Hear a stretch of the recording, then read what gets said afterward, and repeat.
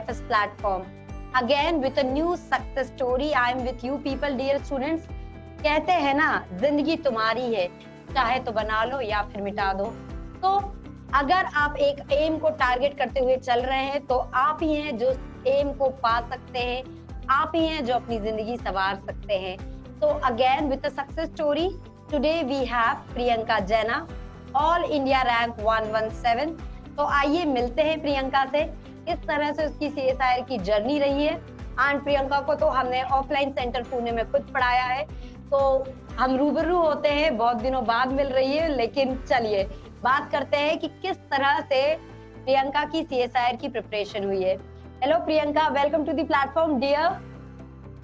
Hello ma'am, कैसे हैं आप?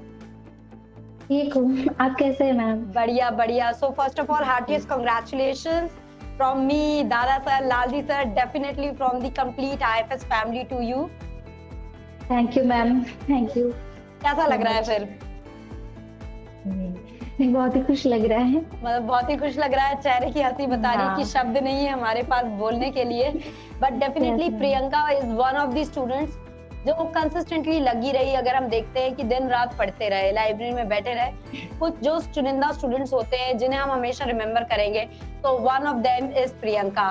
तो again Priyanka, heartiest congratulations to you. तो हमेशा डरती रहती थी ना कि सक्सेस मिलेगा या नहीं, तो उम्मीद थी सक्सेस की, इस रैंक की? नहीं मैम, ये तो नहीं था। बहुत डर लगता था कि एग्जाम, फिर उसका रिजल्ट, ये सब सोच के मैं बहुत ज्यादा पैनिक हो जाती हूँ। तो इट वाज लाइक, लेकिन फाइनली रिजल्ट है हाथ में। यस मैम, एंड उसके लिए मैं तो you are hard working dear, no doubt your result was definitely going to come since you are too much hard working and definitely you put your extra efforts for learning something new and that's really a good thing. तो प्रियंका, कैसे लगा आपको? कैसे आपने सोचा कि मुझे पुणे आना चाहिए, मुझे प्रिपरेशन करनी चाहिए, मुझे CSIR ही पढ़ना है? कहाँ से आपकी जर्नी बिगिन हुई? ये तो बहुत लॉन्ग जर्नी है मैम, क्योंकि लाइक जैसे मैं मास्टर्स में थी तो ऐसे ही रैंडमली मैं एक बार सर्च कर रही थी मॉल बाय के कुछ लेक्चर्स। मुझे कुछ डिफिकल्टीज आ रही थी स्टडीज में, तो लाइक मैंने उस वक्त देखा था कुछ वीडियोस दादा सर के, एप्लीकेशन ट्रांसक्रिप्शन थे। तो वो पहला टाइम था कि मैंने जब पहली बार पढ़ा था, तो मैंने जब वो वीडियोस देखा कि आई वाज शॉक्ड कि कोई मतलब इतने अच्छे से वो तरीके से बेसिक से एक्सप्लेन किया, जीन क्या होता है, जीनोम क्या होता है। तो वो चीज मुझे बहुत अच्छी थी। फिर धीरे धीरे मैंने सारे वीडियोस को देखना स्टार्ट कर लिया था IFS के। एंड उस वक्त ही मुझे पता चला था मास्टर्स के दौरान कि ऐसे कुछ CSIR नेट एग्जाम होता है। तो उसी दौरान मैंने ऐसे नॉर्मली गूगल में सर्च किया कि इस एग्जाम के बारे में क्या करना है क्या नहीं। तो वो मेरे लिए बहुत ही अच्छी चीज थी। मुझे पता चला कि लाइक हम मेरे फर्दर स्टडीज के लिए मैं CSIR नेट एग्जाम दे सकती हूँ। तो देन आई वाज डिसाइडेड कि मुझे करना है तो अभी IFS में ही करना है, क्योंकि ऐसे तो वैसे ही रहा। तो लाइक अभी देखो, अगर मैं बात कर रही हूँ तो just after the pandemic you were here, right? Just pandemic का जो लॉकडाउन खत्म हुआ था उसके बाद ऑफलाइन जाना है। You are from Odisha, then coming here till Pune. How you made up your mind कि नहीं मुझे ऑफलाइन करना है? एक तो चीज थी कि जैसे कि मैंने कहा, मुझे मास्टर्स से ही डिसाइडेड था कि मैं अगर प्रिपरेशन करूंगी तो IFS से ही करना है। लेकिन क्या हुआ कि ऑनलाइन के भी ऑप्शंस थे, लेकिन मुझे ऐसा पर्सनली फील होता है कि अगर पर्सनली जाके दादा सर से मिलना, पढ़ना, आपके भी कुछ वीडियोस देखे थे केसी सर, तो वो एक लाइक मेरे अंदर बैठ गया था कि नहीं, मुझे वहां जाना है एंड इन सबके साथ पढ़ के ये एग्जाम क्लियर करना है। क्योंकि पहले जब मैंने ये एग्जाम के बारे में सुना है, देखा लाइक 313 यूनिट्स, इतना बड़े यूनिट्स के साथ ऑनलाइन, वो भी कोरोना के टाइम पे घर पे बैठ के दिमाग लाइक ब्लास्ट हो रहा था। तो इसलिए बहुत ज्यादा टेंशन में आ गई थी। लेकिन याद है आज भी, अगस्त का मंथ था, तो ऐसे ही एक नॉर्मली मैं यूट्यूब स्क्रॉल कर रही थी एंड वीडियोस आया कि ऑफलाइन बैच स्टार्ट हो रहा है। एंड वो मैं बहुत ज्यादा खुश हो गई थी। लेकिन फिर भी बहुत वो दुख लगा था, क्योंकि वैसे ही मतलब इतना कोरोना के टाइम पे मैं आ नहीं पाई अचानक जब स्टार्ट हुआ बैच। तो मैं 2 मंथ लेट में ही आई थी, लेकिन दुरुस्त आए। यस मैम, दुरुस्त आए। तो प्रियंका, लाइक जब आपने खुद सिलेबस देखा था, it was a huge mountain of 13 unit, how it felt like here? अरे वो तो ऐसे ही हो गया, मतलब पता नहीं चला कैसे ही दिन ब दिन क्लास चलते गए। एग्जाम्स होते थे हर संडे, उसका एक था तो आया बस एक चीज लगा कि वो होता है ना कि इतना बड़ा चीज था, वो होते इतनी शॉर्ट्स 13 से नोट्स में बढ़ गए, इतना बड़ा syllabus. So it was a वो एक roller चीज coaster थी। journey for you. Yes yes. And definitely there was some ups, downs. We all have seen it together, and we yes. are also very proud of you, dear. तो अगर मैं बात करती हूँ तो it's a really very challenging journey. Definitely you need to keep yourself motivated throughout. So who is your role model in your life, whom you really admire as a person? ऐसे तो ma'am मैं जब यहाँ पे आई थी तो like बहुत सारे डर था, जैसे कहा इतना बड़ा सिलेबस, फिर मुझे अपने भी कॉन्फिडेंस नहीं था मैं कर पाऊंगी या नहीं। लेकिन ऐसा था कि पहले दिन का इंटरेक्शन हुआ था, आर्ट्स से सर आए थे तो लाइक उनका इंटरेक्शन बहुत ही अच्छा था, मतलब इतना एकदम जोशफुल। तो उन्होंने कहा कि इतना डरने की बात नहीं है, ऐसे बहुत सारे बच्चे तुम्हारी तरह है, नॉर्मल है। और फिर उन्होंने एग्जाम्पल दिया था आपका दादा सर का, डीजे सर का, सब एक नॉर्मल स्टूडेंट थे, वो तुम्हारी सीट्स पे बैठते थे, लेकिन देखो आज वो सक्सेस की जर्नी पे है। तो वो चीजें हमेशा दादा सर बोलते हैं कि अगर हम कर सकते हैं तो आप लोग क्यों नहीं। तो खुद को हमेशा बोलना चाहिए कि मैं नहीं कर सकती तो कौन कर सकता है। तो like it was really impact. Definitely Priyanka ने बहुत इंपॉर्टेंट बात कही है यहाँ पे, मैं नहीं तो कौन। एक सही बात है, प्रियंका यही बोल रही है, प्रियंका जैना नहीं तो कौन थी जो क्वालिफाई करेंगी। That's really wonderful of you, and definitely आपने हार्ड वर्क तो किया है, because there is no substitute of hard work. Hard work के बिना कुछ नहीं है। रिजल्ट भी उन्हीं का आता है जो जी तोड़ मेहनत करने की कोशिश करते हैं, दिन रात लगे रहते हैं अपने गोल और अपने एम के लिए। तो प्रियंका लाइक अगर मैं बात कर रही हूँ तो there is an number of distractions.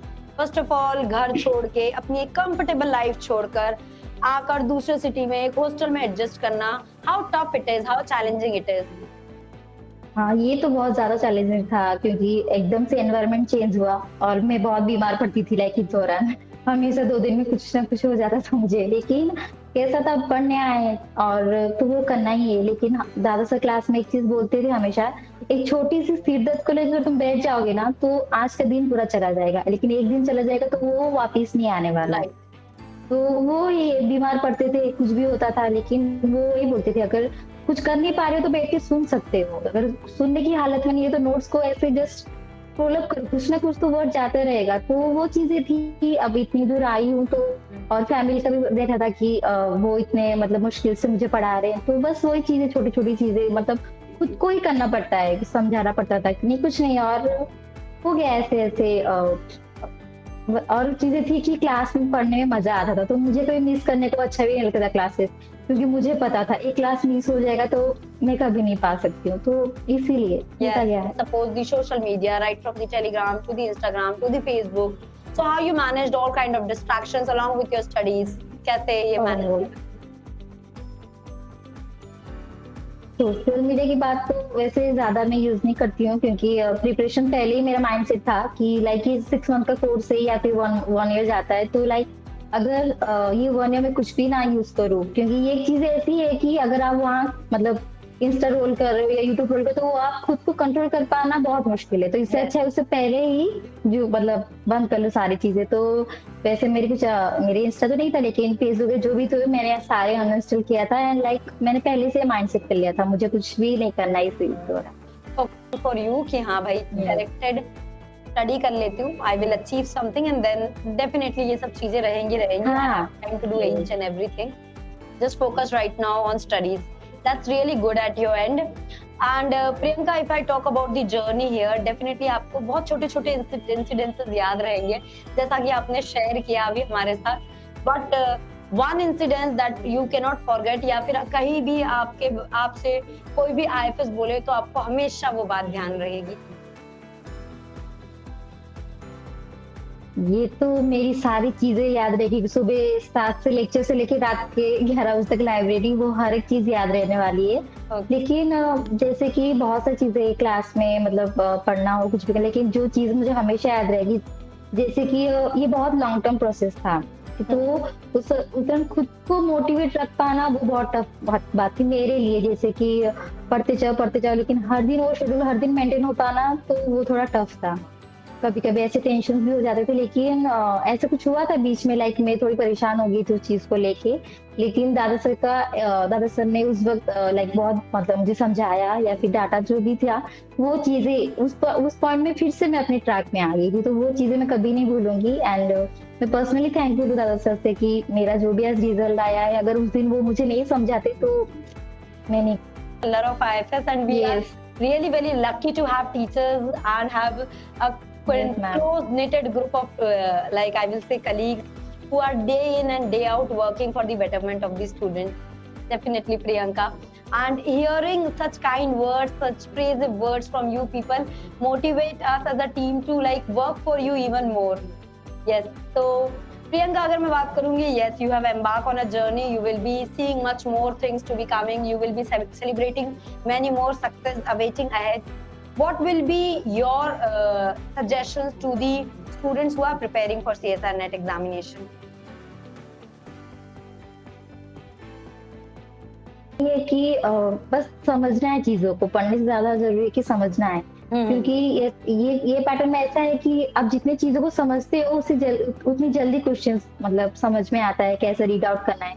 और मतलब यहाँ पे कि हर एक छोटी छोटी चीजों का ध्यान रखना चाहिए, जैसे कि कैसे नेगेटिव मार्क्स तुम्हारे आ रहे हैं तो क्यों आ रहे हैं वो रिड्यूस करना चाहिए, या फिर क्वेश्चंस को कैसे रीड आउट करना चाहिए। पार्ट सी इतना लेंदी होता है, लेकिन उसमें से कैसे क्वेश्चंस को पिक आउट करना है, या फिर वो 3 आवर्स में पार्ट सी को कितना देना है, पार्ट बी, पार्ट ए, वो प्रॉपर शेड्यूल मेंटेन होना चाहिए। एंड दूसरी चीज इम्पोर्टेंट है कि पढ़ने से ज्यादा इम्पोर्टेंट है हम कैसे सॉल्व करते हैं या फिर क्वेश्चन के साथ कैसे टेकल आउट करते हैं, वो सबसे इम्पोर्टेंट है। तो वो 3 आवर्स जब हम एग्जाम में बैठ रहे हैं, पढ़ रहे हैं, तो वो एक एक क्वेश्चन संडे प्रैक्टिस के दौरान हो, मॉक टेस्ट हो या मेन टेस्ट हो, कुछ भी हो, तो वो प्रॉपर स्टेबल होके रहना बहुत जरूरी है। सभी से ये कहना है कि master the strategy of giving the examination, learn the art of stabilising yourself in a 3-hour environment and giving your best. क्योंकि पढ़ते तो सब है, रिजल्ट उनका आता है जो थोड़ा स्टेबल रहकर कर पाते हैं, right? Yes, Definitely, it was very much nice interacting with you, Priyanka. And again, from IFS family, a heartiest congratulations to you for your success. Thank you ma'am. And all the best for your future endeavors. Thank you so Thank much you, for ma'am. connecting. Yes, thank you ma'am. it was और a मैं भी pleasure बहुत to have- personally thank you आप सबसे ma'am. आप भी आती थी, मुझे याद है लाइब्रेरी में सबसे ऐसे पढ़ के बोर हो जाते तो आप मजाक मस्ती कर लेती थी, क्या कर रहे हो बच्चों, पढ़ लो कुछ भी करना है। तो वो भी हर चीजें मैं भी बहुत थैंकफुल हूँ आपसे, दादा सर, केसी सर, मतलब जिससे मैंने IFS फैकल्टी से पढ़ा है, लालजी सर, सबके लिए मैं भी बहुत ज्यादा थैंकफुल हूँ। क्योंकि मैं आज जितना भी नॉलेज गेन की जस्ट बिकॉज IFS फैमिली और आपकी वजह से, तो thank you so much. Priyanka, हम भी एक्सप्रेस करें तो it's really like we are lucky enough to have students like you. So it was really a great interaction with you. Stay connected with us and definitely हम आपको एक side position पे, एक assistant professorship की position पे देखना चाहेंगे, जहां आप अपकमिंग टाइम में अपने जो भी लेक्चर्स है हम दोबारा कनेक्ट करेंगे, जहां आप और भी स्टूडेंट्स को डिफरेंट एस्पेक्ट्स पर गाइड कर सकती हो। So all the best for your future endeavours. Thank you.